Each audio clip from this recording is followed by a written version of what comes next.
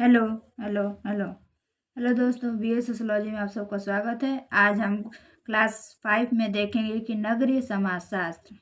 अगले क्लास में हमने हर्बर्ट स्पेंसर से संबंधित प्रमुख जानकारियाँ इकट्ठा की थी। आज हम नगरीय समाजशास्त्र के बारे में जानेंगे कि नगरीय समाजशास्त्र होता क्या है, या नगरीय या नगरवाद।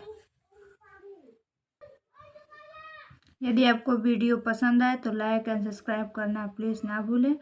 वीडियो को शेयर ज़रूर कीजिए। यदि आपको हेल्पफुल वीडियो लगे तो शेयर प्लीज़ कीजिएगा। चलिए हम आगे देख लेते हैं कि नगरीय होता क्या।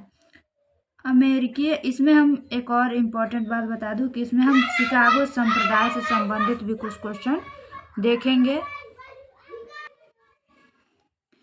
अमेरिकी समाजशास्त्री रॉबर्ट पार्क को नगरीय समाजशास्त्र का पिता कहा जाता है। पूछा जाता है क्वेश्चन कि नगरीय समाजशास्त्र का पिता किसे कहा जाता है, तो रॉबर्ट पार्क को याद रखिएगा। उन्होंने द सिटी पुस्तक है उनकी, किसकी, रॉबर्ट पार्क की, द सिटी 1925 ईस्वी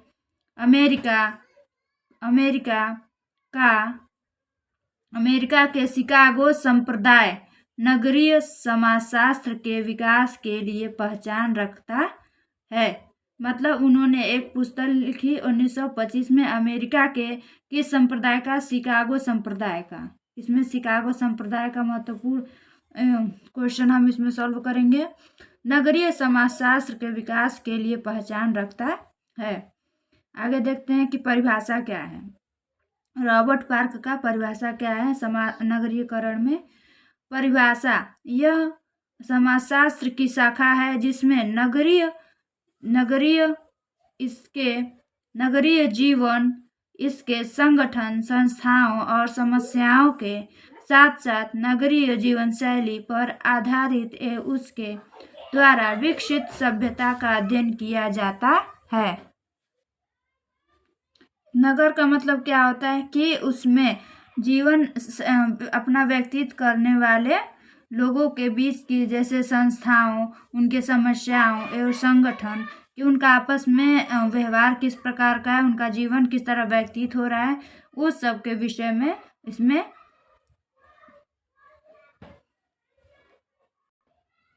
इस सब के विषय में उन्होंने रॉबर्ट पार्क ने शोध प्रस्तुत किया था कि नगरीय क्या होता है। पार्क और बर्गेस दोनों कहते हैं कि पार्क और बर्गेस ने कहा है कि नगरीय समाजशास्त्र के क्षेत्र को 3 उप क्षेत्रों में विभाजित किया जाता है। कि नगरीय समाजशास्त्र के क्षेत्र को हम कितने भागों में विभाजित कर सकते हैं, तो 3। पहला क्या है, परिस्थितिकी, दूसरा क्या है, सामाजिक संगठन, तीसरा क्या है, सामाजिक विघटन। एक बार संगठन, परिस्थिति क्या है, पहली बात तो नाम से ही पता चला है कि परिस्थितिकी कि नगरीय की परिस्थिति कैसी होती है, वहाँ के रहन सहन, खान पान, लोगों का व्यवहार किस प्रकार का होता है। दूसरा कि वो संगठन होते हैं। फिर तीसरा क्या है कि वो विघटन, किस प्रकार से उनका विघटन होता है। आगे देखते हैं नगर किसे कहते हैं, यानी क्वेश्चन मार्क है यहाँ पे कि नगर किसे कहते हैं। यानी 5000 से अधिक आबादी वाले स्थान को 1951 की जनगणना के अनुसार 1951 की जनगणना के अनुसार क्या माना गया है, नगर माना गया है, जिसमें 5000 आबादी हो। 400 व्यक्ति प्रति वर्ग किसी से, प्रति वर्ग मतलब 1 किलोमीटर के अंदर 400 व्यक्ति यदि हैं तो अधिक जनसंख्या का घनत्व वहां पे है माना जाएगा। 75% लोग गैर कृषि कार्य कर रहे हो तो उसे नगर माना जाएगा। ये 1961 की जनगणना के अनुसार माना गया कि जिस कुछ क्षेत्र के, एक क्षेत्र के अंतर्गत उसमें के 75% लोग गैर कृषि कार्य मतलब किसान नहीं, मतलब कि जो फैक्ट्रियों, कपड़ों और जूतों, मतलब अनेक प्रकार की फैक्ट्रियों में कार्य करते हो, मशीनों द्वारा कार्य करते हो, उनका खेत से कोई लेना देना नहीं है, उन्हें गैर कृषि कार्य कहा जाता है। यानी जो लोग 75% गैर कृषि कार्य को अपनाकर अपना जीवन उपार्जित कर रहे हो तो उन्हें नगर कहा जाएगा। उस क्षेत्र में निवास करने वाली व्यक्तियों को क्या कहा जाएगा? नगर। जहाँ पे ज्यादा व्यक्ति आधुनिक औद्योगिक द्वारा अपना जीवन उपार्जित करते हैं उसे नगरीय कहा जाता है। यानी 5,000 से कम आबादी वाले क्षेत्रों को भी विशेष परिस्थिति में नगरपालिका छावनी बोर्ड घोषित किया जा सकता है। यानी जहाँ 5,000 आबादी वाले कम से कम वाले क्षेत्र को भी विशेष परिस्थिति के नगर में नगरपालिका छावनी बोर्ड घोषित किया जा सकता है।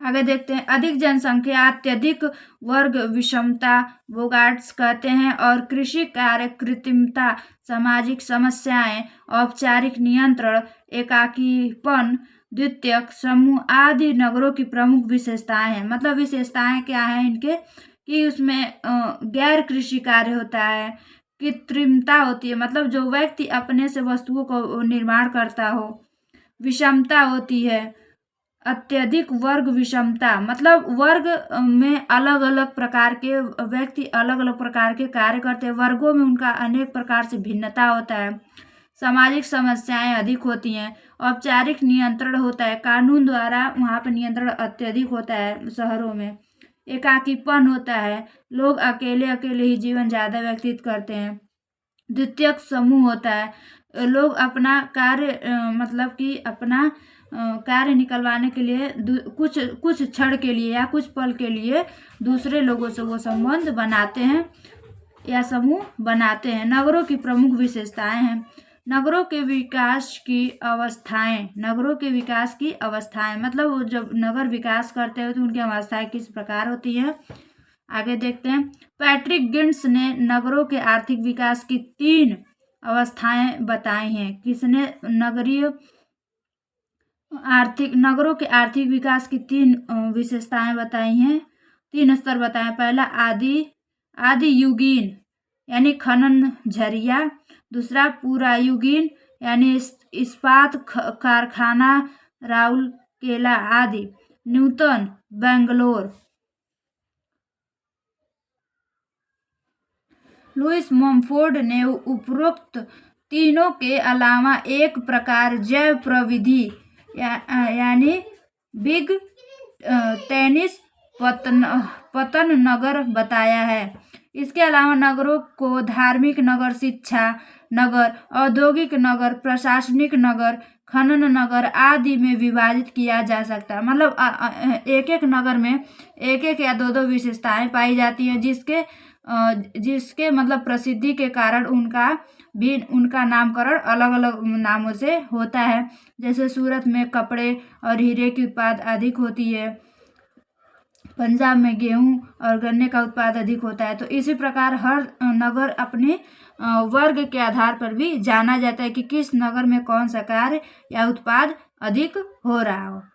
पूर्व औद्योगिक नगर की अवधारणा जोबर्स ने अपनी पुस्तक traditional cities post and president में किया है।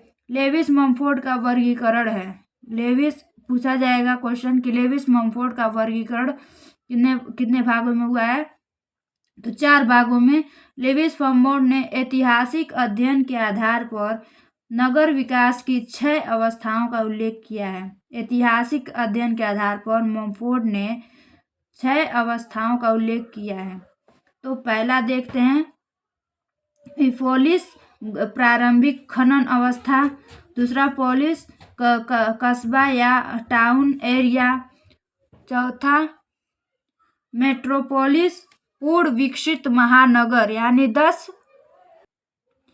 यानी कि जो मेट्रोपोलिस एरिया है यानी सिटी है जो पूर्ण विकसित महानगर, उसमें 10 लाख वाला आबादी, जिस क्षेत्र में 10 लाख आबादी हो तो वो महानगर उसने ममफोर्ड ने बताया है।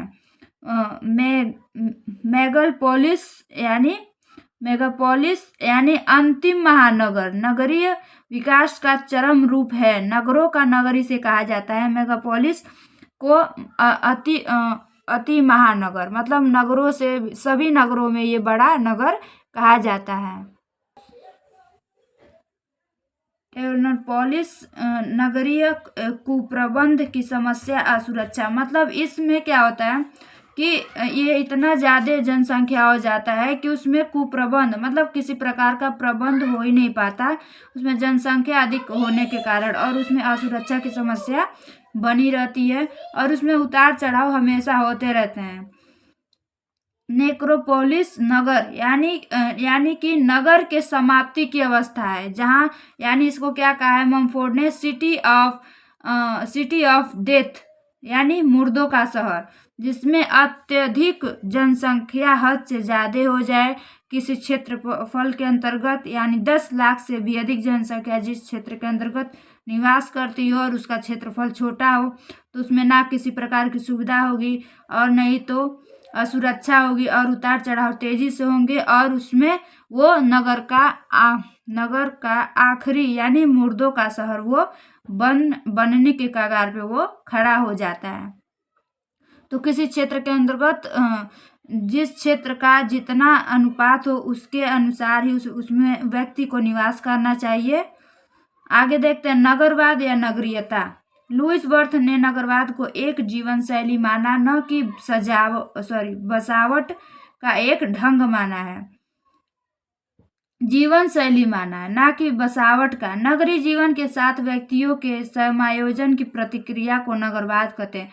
नगरीय जीवन के मतलब आज कुछ लोग गांव में बसे, एक दो लोग कल गए शहर, फिर वो लोग आए तो कुछ लोग को और बात कहें कि नगर ऐसा है वैसा है, तो ये गांव में सुन के कुछ लोग और आगे बढ़ते हैं, तो वहाँ पे क्या होता है, वहाँ पे भीड़ इकट्ठा होता है। तो वही कह रहा है कि नगरवाद को एक जीवन शैली माना जाता है, न कि बसावट का एक ढंग। नगरीय जीवन के साथ व्यक्तियों के समायोजन की प्रतिक्रिया नगरवाद कहलाते हैं। उसमें जितना व्यक्ति का प्रतिक्रिया बढ़ेगा, मतलब यहाँ से कुछ व्यक्ति गए कल फिर आए तो वो कुछ और लोग को ले गए, तो वहाँ पे नगरवाद का प्रतिक्रिया बढ़ता है, तो उसी को समायोजन की प्रतिक्रिया का नगरवाद कहते हैं। वर्थ के अनुसार नगरवाद एक दशा है, नगरीकरण गांवों के नगरों में बदलने की प्रक्रिया है। नगरवाद गुण है। नगरवाद इन गुणों के विस्तार है। नगरीयता की विशेषता को नगरवाद के रूप में जाना जाता है। नगरीयता की विशेषता को नगरवाद के रूप में जाना जाता है। वर्थ ने नगरीयता की 4 विशेषताएं बताई हैं। पूछा जाता है क्वेश्चन कि वर्थ ने नगरीयता की कितनी विशेषताएं बताई हैं, तो 4। स्थायित्व, स्थहीपन, गुमनामहीता, व्यक्तिवाद। स्थायित्वपन मतलब वहाँ पे स्थायित्व तो होता है, स्थायित्व मतलब जो एक बार वहाँ चला जाता है वहीं का होके रह जाता है। स्थहीपन मतलब यहाँ पे स्थहीपन, यहाँ पे लोग अपनी जरूरतों के अनुसार हितपन होता है कि मतलब वहाँ पे आपको किसी से कोई कार्य है तभी वो व्यक्ति आपसे बोलेगा या आप उससे बोलेंगे, वो अपने हित के अनुसार व्यक्तियों से बात आपस में करते हैं। गुमनामिता, लोग अपना जीवन अकेले ही व्यतीत करते हैं, लोगों से ज़्यादा मतलब नहीं रखते हैं। और व्यक्तिवाद मतलब वही कह रहे हैं ना कि अगले वाले रूम में यदि कोई व्यक्ति बीमार पड़ता है उनको कोई फर्क नहीं पड़ता है, सिर्फ वो अपना जीवन कैसे जीना है वो अपना ये देखते रहते हैं और अपना जीवन व्यतीत करते हैं। शिकागो संप्रदाय देखेंगे कि शिकागो संप्रदाय कहाँ था। पहली बात तो ये अमेरिका, शिकागो संप्रदाय कहाँ पे पाया जाता था, अमेरिका में।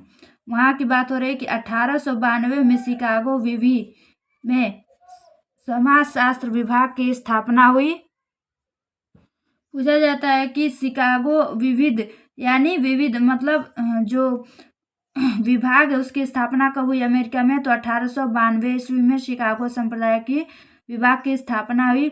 इस विभाग की अध्यापन एवं शोध की परंपरा को शिकागो संप्रदाय स्कूल या पारिस्थितिकी स्कूल के नाम से भी जाना जाता है।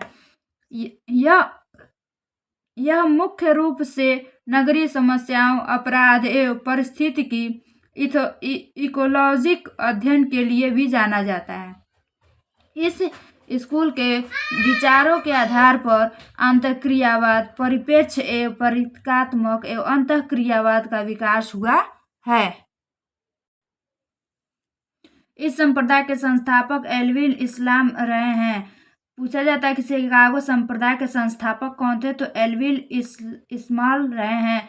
बगेट्स, मिल, ब्लूमर, मैकेंजी, पार्क, वर्थ, नैनिकी आदि प्रमुख विचारक रहे हैं जो शिकागो संप्रदाय में अपना योगदान महत्वपूर्ण दिया है। इसी संप्रदाय में अमेरिकन जर्नल ऑफ सोशियोलॉजी 1895 व अमेरिका समाजशास्त्री परिषद 1905 ईस्वी में स्थापना की थी। ब्लूमर की पुस्तक the Chicago school of sociology में इसके योगदान पर चर्चा की है। इस संप्रदाय के एक क्वेश्चन और पूछा जाता है कि अपराधी क्षेत्र की अवधारणा किसने दी, तो क्लिकफोर्ड शाह ने।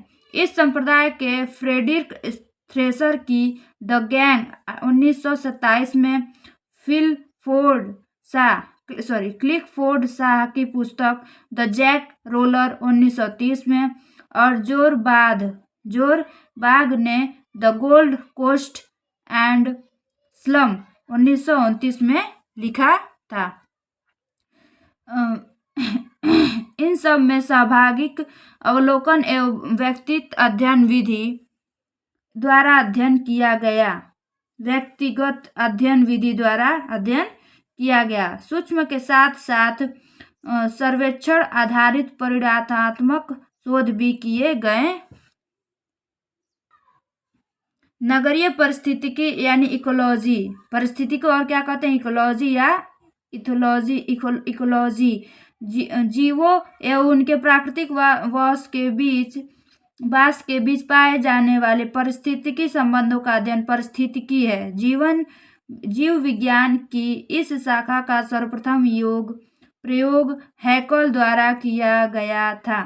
विभाजित उन्होंने कितने भागों में किया है, मानवीय पारिस्थितिकी यानी मानव का पर्यावरण के साथ संबंध क्या है, इसमें रॉबर्ट पार्क व शिकागो संप्रदाय से संबंधित बात है।